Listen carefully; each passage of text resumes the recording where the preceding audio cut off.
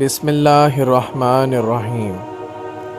ہرقل شاہ روم نے قریش کے قافلے میں ایک آدمی بلانے کو بھیجا، اور اس وقت یہ لوگ تجارت کے لیے ملک شام گئے ہوئے تھے، اور یہ وہ زمانہ تھا جب رسول اللہ صلی اللہ علیہ وآلہ وسلم نے قریش اور ابو سفیان سے ایک وقتی عہد کیا ہوا تھا۔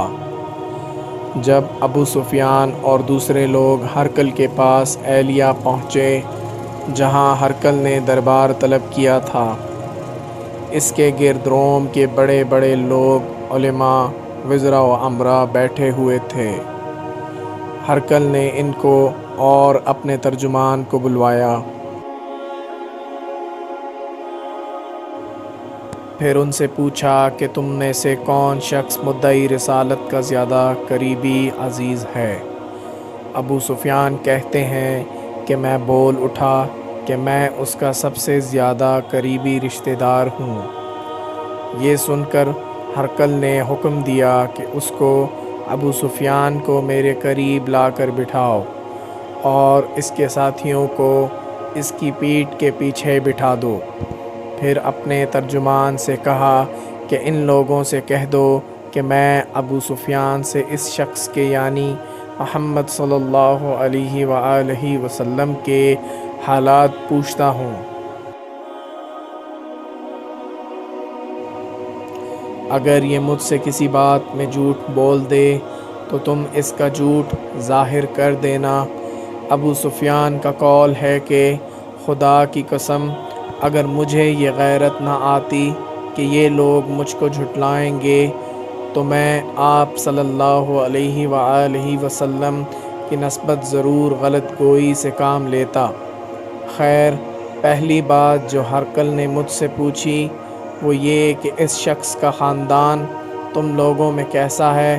میں نے کہا وہ تو بڑے اونچے عالی نسب والے ہیں۔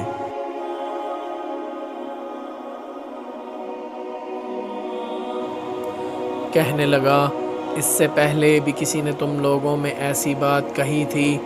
میں نے کہا نہیں۔ کہنے لگا، اچھا اس کے بڑوں میں کوئی بادشاہ ہوا ہے؟ میں نے کہا نہیں۔ پھر اس نے کہا، بڑے لوگوں نے اس کی پیروی اختیار کی ہے یا کمزوروں نے؟ میں نے کہا نہیں، کمزوروں نے۔ پھر کہنے لگا، اس کے تابعدار روز بڑھتے جاتے ہیں یا کوئی ساتھی پھر بھی جاتا ہے؟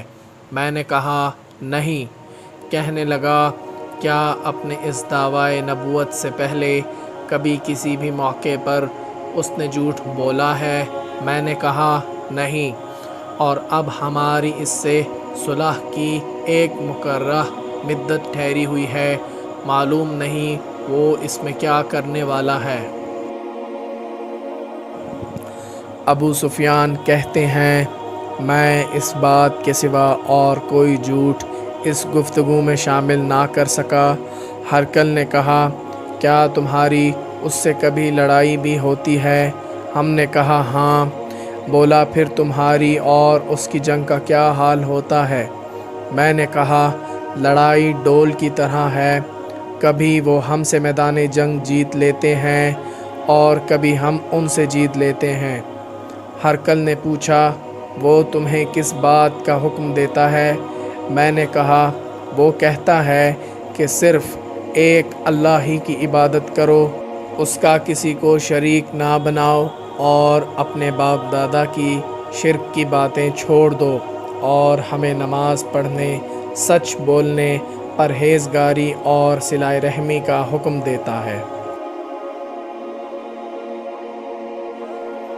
یہ سب سن کر پھر ہرقل نے اپنے ترجمان سے کہا کہ ابو سفیان سے کہتے کہ میں نے تم سے اس کا نسب پوچھا تو تم نے کہا کہ وہ ہم میں عالی نسب ہے، اور پیغمبر اپنی قوم میں عالی نسب ہی بھیجے جایا کرتے ہیں۔ میں نے تم سے پوچھا کہ دعویٰ نبوت کی یہ بات تمہارے اندر سے اس سے پہلے کسی اور نے بھی کہی تھی؟ تو تم نے جواب دیا کہ نہیں۔ تب میں نے اپنے دل میں کہا کہ اگر یہ بات اس سے پہلے کسی نے کہی ہوتی تو میں سمجھتا کہ اس شخص نے بھی اسی بات کی تقلید کی ہے جو پہلے کہی جا چکی ہے۔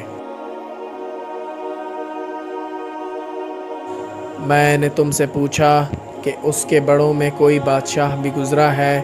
تم نے کہا کہ نہیں۔ تو میں نے دل میں کہا کہ ان کے بزرگوں میں سے کوئی بادشاہ ہوا ہوگا تو کہہ دوں گا کہ وہ شخص اس بہانے اپنے آباء و اجداد کی بادشاہت اور ان کا ملک دوبارہ حاصل کرنا چاہتا ہے۔ اور میں نے تم سے پوچھا کہ اس بات کے کہنے یعنی پیغمبری کا دعویٰ کرنے سے پہلے تم نے کبھی اس کو دروغ گوئی کا الزام لگایا ہے؟ تم نے کہا کہ نہیں۔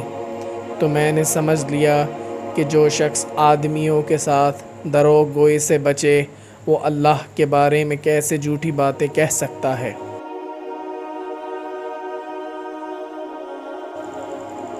اور میں نے تم سے پوچھا کہ بڑے لوگ اس کے پیرو ہوتے ہیں یا کمزور آدمی؟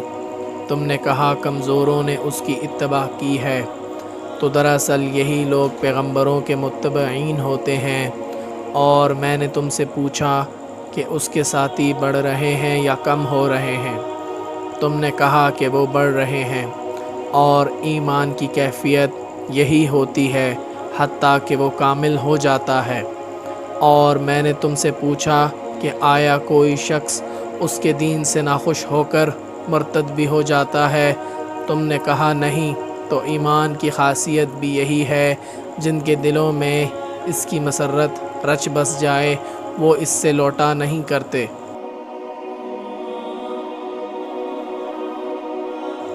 اور میں نے تم سے پوچھا کہ آیا وہ کبھی عہد شکنی کرتے ہیں؟ تم نے کہا نہیں۔ پیغمبروں کا یہی حال ہوتا ہے، وہ عہد کی خلاف ورزی نہیں کرتے۔ اور میں نے تم سے کہا کہ وہ تم سے کس چیز کے لیے کہتے ہیں؟ تم نے کہا کہ وہ ہمیں حکم دیتے ہیں کہ اللہ کی عبادت کرو، اس کے ساتھ کسی کو شریک نہ ٹھہراؤ، اور تمہیں بتوں کی پرستش سے روکتے ہیں، سچ بولنے اور پرہیزگاری کا حکم دیتے ہیں۔ لہٰذا اگر یہ باتیں جو تم کہہ رہے ہو سچ ہیں تو عنقریب وہ اس جگہ کا مالک ہو جائے گا جہاں میرے یہ دونوں پاؤں ہیں۔ مجھے معلوم تھا کہ وہ پیغمبر آنے والا ہے، مگر مجھے یہ معلوم نہیں تھا کہ وہ تمہارے اندر ہوگا۔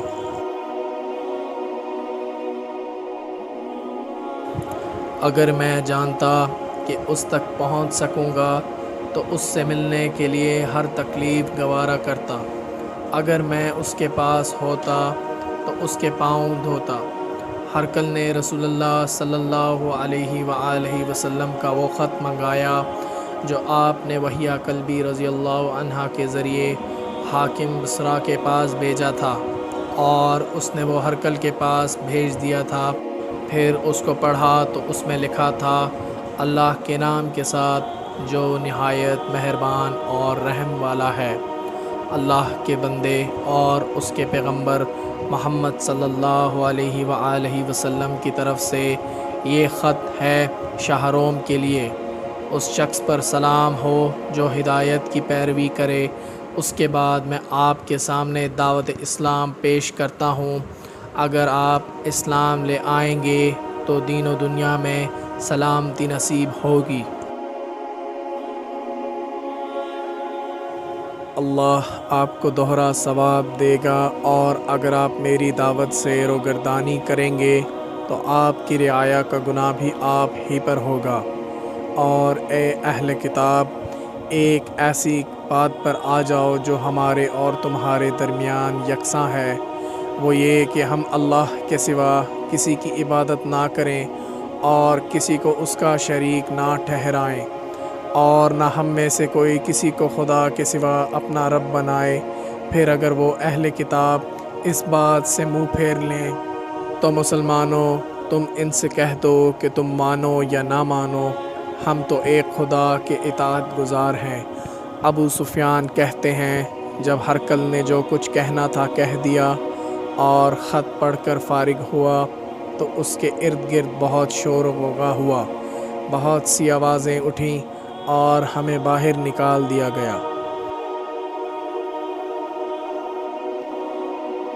تب میں نے اپنے ساتھیوں سے کہا کہ ابو کبشا کے بیٹے حضرت صلی اللہ علیہ وآلہ وسلم کا معاملہ تو بڑھ گیا، دیکھو تو اس سے بنی اصغر روم کا بادشاہ بھی ڈرتا ہے۔ مجھے اس وقت سے اس بات کا یقین ہو گیا کہ حضور صلی اللہ علیہ وآلہ وسلم عنقریب غالب ہو کر رہیں گے، حتیٰ کہ اللہ نے مجھے مسلمان کر دیا۔ راوی کا بیان ہے کہ ابن ناطور ایلیہ کا حاکم، ہرقل کا مصاحب اور شام کا نصاری کا لاٹ پادری بیان کرتا تھا کہ ہرقل جب ایلیہ آیا ایک دن صبح کو پریشان اٹھا تو اس کے درباریوں نے دریافت کیا کہ آج ہم آپ کی حالت بدلی ہوئی پاتے ہیں، کیا وجہ ہے؟ ابن ناطور کا بیان ہے کہ ہرقل نجومی تھا، علم نجومی میں وہ پوری مہارت رکھتا تھا۔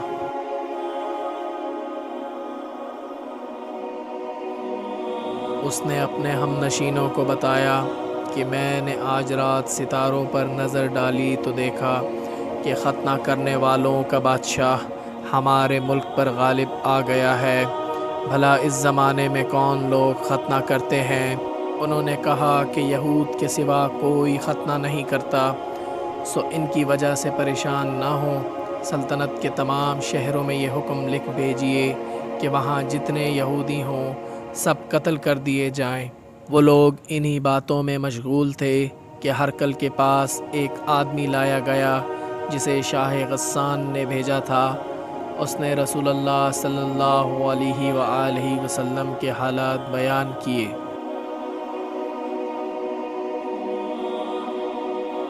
جب ہرقل نے سارے حالات سن لیے تو کہا کہ جا کر دیکھو وہ ختنہ کیے ہوئے ہیں یا نہیں۔ انہوں نے اسے دیکھا تو بتلایا کہ وہ ختنہ کیا ہوا ہے۔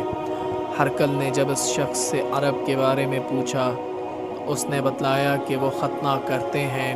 تب ہرقل نے کہا کہ یہی محمد صلی اللہ علیہ وآلہ وسلم اس امت کے بادشاہ ہیں جو پیدا ہو چکے ہیں۔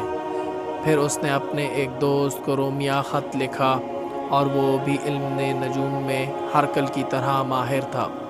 پھر وہاں سے ہرقل حمص چلا گیا، ابھی حمص سے نکلا نہیں تھا کہ اس کے دوست کا خط اس کے جواب میں آ گیا۔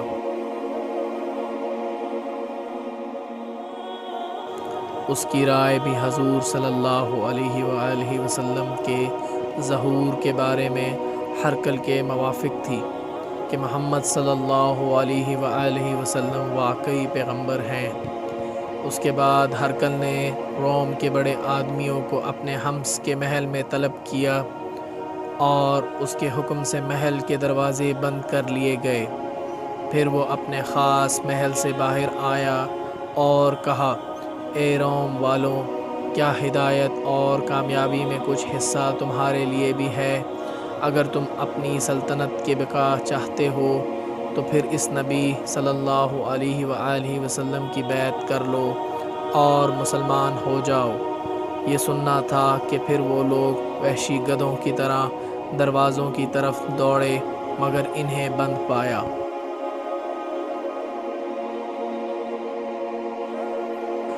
آخر جب ہرقل نے اس بات سے ان کی یہ نفرت دیکھی اور ان کے ایمان لانے سے مایوس ہو گیا تو کہنے لگا کہ ان لوگوں کو میرے پاس لاؤ۔ جب وہ دوبارہ آئے تو اس نے کہا، میں نے جو بات کہی تھی اس سے تمہاری دینی پختگی کی آزمائش مقصود تھی، سو وہ میں نے دیکھ لی۔ تب یہ بات سن کر وہ سب کے سب اس کے سامنے سجدے میں گر پڑے اور اس سے خوش ہو گئے۔ بالآخر ہرقل کی آخری حالت یہی رہی۔ صحیح بخاری حدیث نمبر 7۔